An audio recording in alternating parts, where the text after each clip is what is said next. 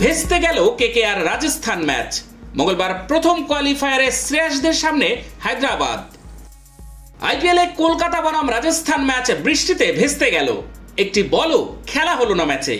গুয়াহাটির বর্ষাপাড়া স্টেডিয়ামে ছিল খেলা। রাত 10:56 পর্যন্ত অপেক্ষা করেও ম্যাচ শুরু করা যায়নি। ম্যাচ ভেস্তে যাওয়ায় পয়েন্ট তালিকায় দ্বিতীয় স্থানে শেষ করল সানরাইজার্স হায়দ্রাবাদ। আগামী মঙ্গলবার কলকাতার বিরুদ্ধে প্রথম কোয়ালিফায়ারে খেলবে তারা। পরের দিন এলিমিনেটরের মুখোমুখি রাজস্থান এবং বেঙ্গালুরু। রাজস্থান শেষ করল তৃতীয় স্থানে। রবিবার ম্যাচের আগে থেকেই বৃষ্টি শুরু হয়, ফলে নির্ধারিত সময় অর্থাৎ সন্ধ্যা 7টায় টস করা যায়নি। বিভিন্ন সময়ে সেই বৃষ্টি বেড়েছে বা কমেছে।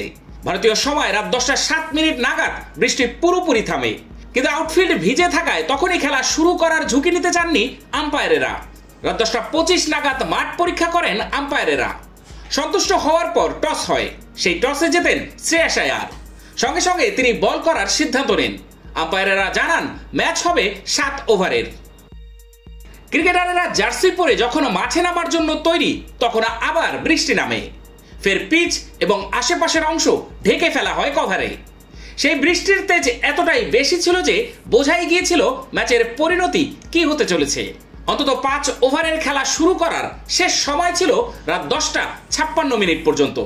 তার মধ্যে খেলা শুরু করতে না পারায় বাতিল করার সিদ্ধান্ত নেন আম্পায়ারেরা।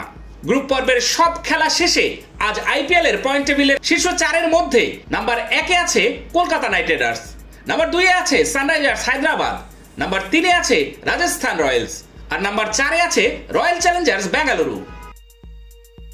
এর আগে চেন্নাই সুপার কিংসকে হারিয়ে চতুর্থ দল হিসেবে আইপিএল এর প্লে অফে নিজেদের জায়গা পাকা করে নিয়েছিল রয়্যাল চ্যালেঞ্জার্স বেঙ্গালুরু।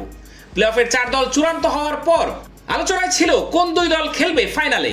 হরভজন সিং এর মতে কলকাতা ও বেঙ্গালুরু হবে এবারের 2 ফাইনালিস্ট। পয়েন্ট তালিকার শীর্ষে থেকে গ্রুপ পর্ব শেষ করেছে কলকাতা নাইট রাইডার্স।